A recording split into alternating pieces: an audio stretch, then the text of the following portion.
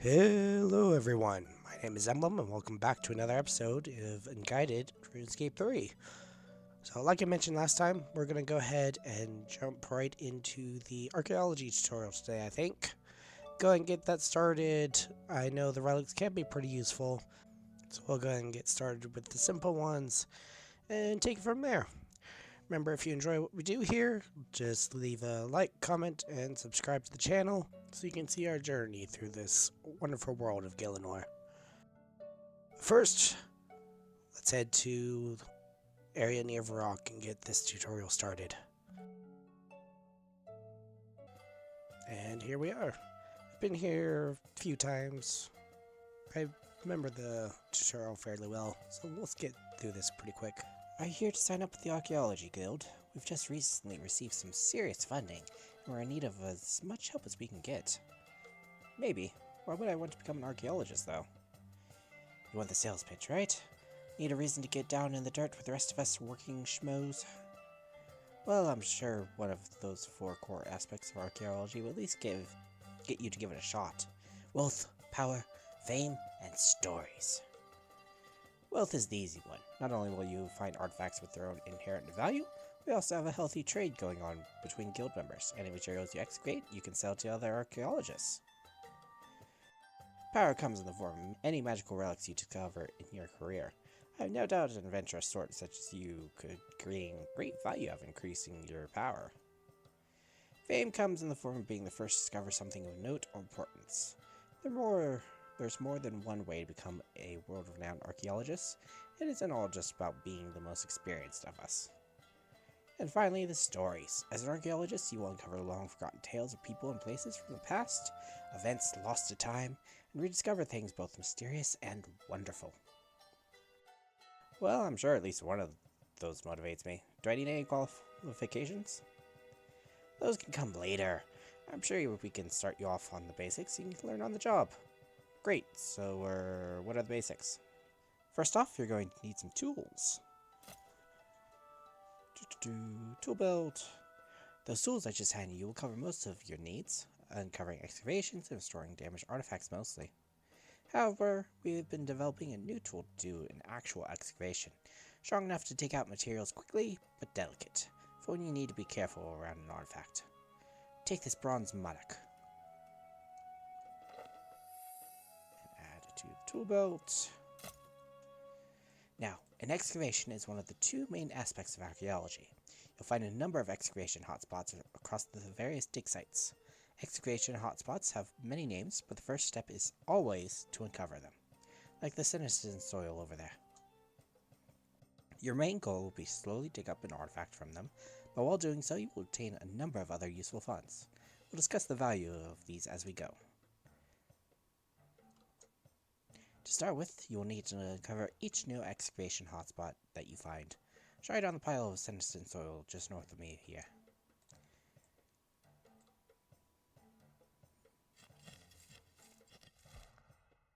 Neat, I uncovered an excavation. Now to start excavating it.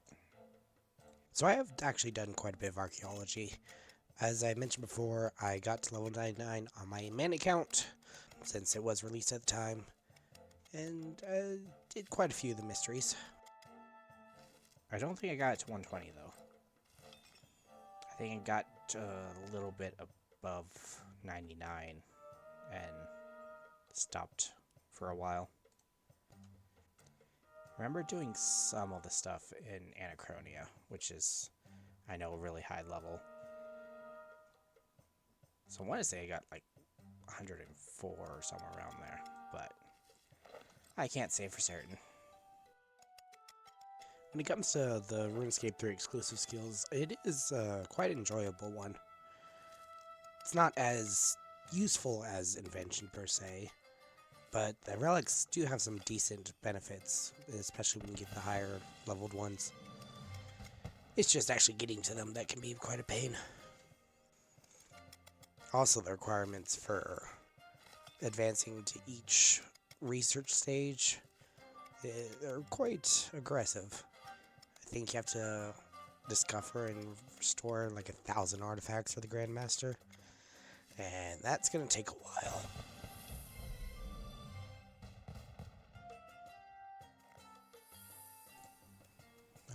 right.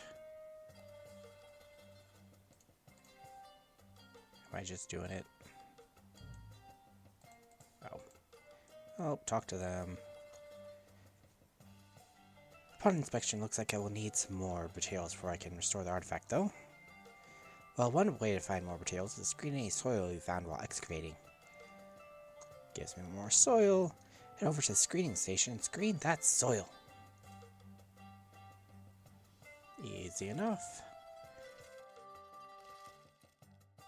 At least sifting through soil is pretty quick. And it can give some good ingredients.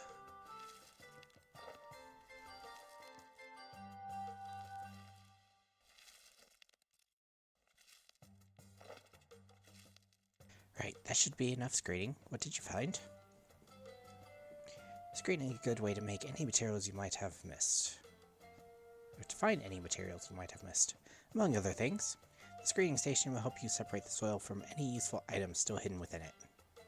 So now, for the other main aspect of archaeology, restoration. Damaged artifacts require a lot of materials to restore them back to a pristine condition. To help, we have a material storage container that you can use to store any materials you discover. See if you can restore that damaged artifact you dug up.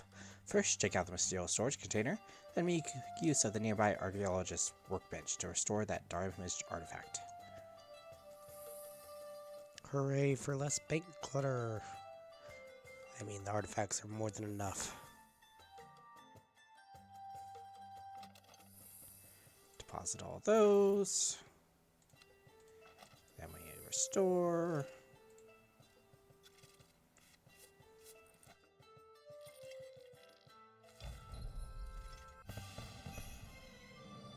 Ooh, that's my first artifact restored. I should show this to Acting Guildmaster Reninger. The first of many, many, many to come.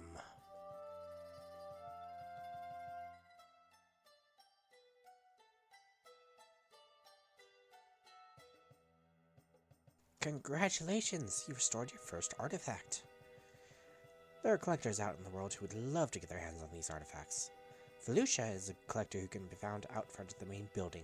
She might be interested in adding that to her collection. You should go talk to her.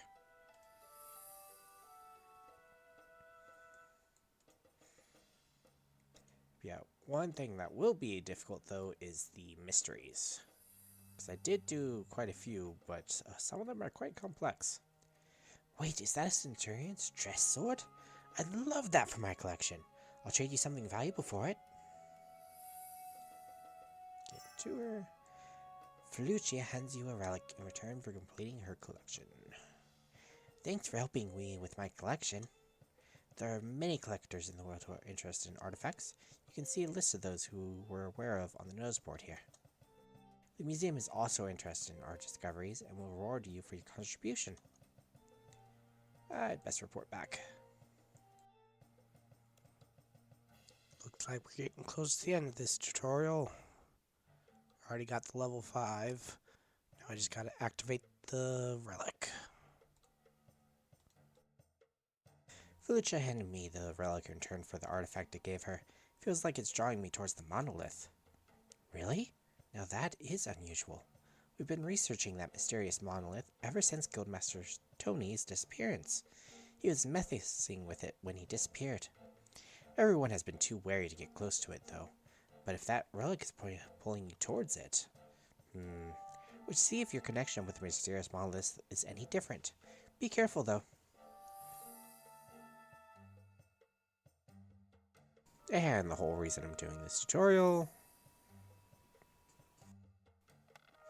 Because this one should be the max HP upgrade, if I remember correctly.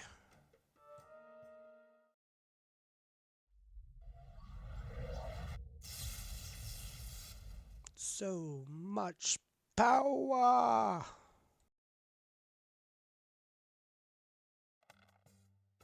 Amazing, you weren't pulled inside the monolith. Wait, that was a possibility? Well, that's how Guildmaster Tony vanished. Probably should have been clear about that part. We've made it off limits to the rest of the guild's members, but there was something about how that relic drew you to it and how confident you were. I just had a feeling it would work out this time. And look, I wasn't wrong. Wow, how many interns have you been through? I'm sorry, okay? Don't judge me. We've been accident-free since Tony's disappearance. Anyway, let's see if we can tap into the monolith and access the power that relic contained.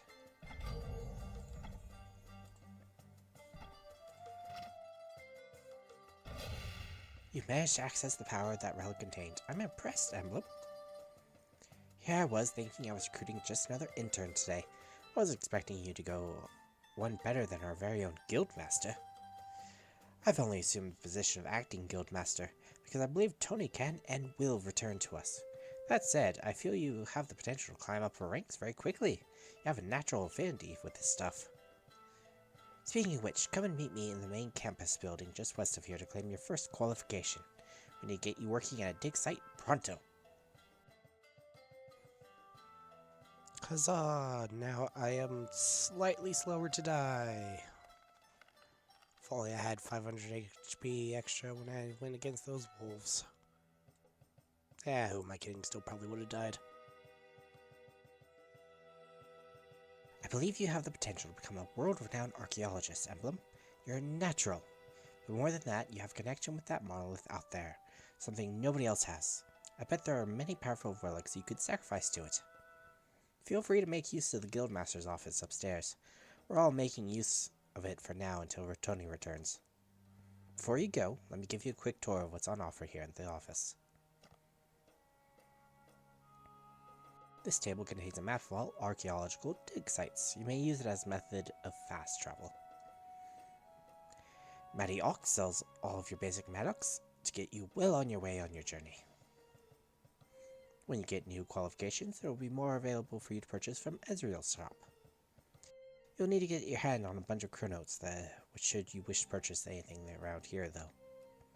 For now, they are stocking a soil box for free. I suggest picking one up, as it will save you lots of space when out in the field. Let's go get our free soil box. Hooray!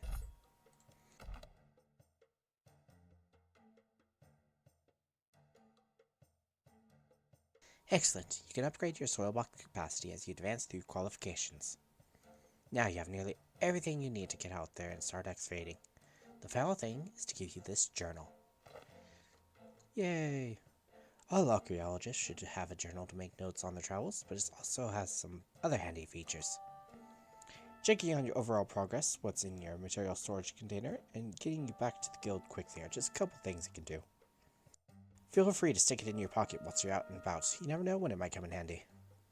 And without further ado, I'm pleased to welcome you as a new intern to the Archaeology Guild.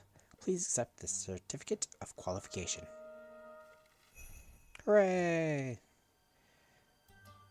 50 of each type, access the office, intern rewards, and a title. Right, now that you're an official guild member, you should get out there and start excavating. We've got a team over at KHEmblem that could do with another pair of hands. I'll get someone to take you there now.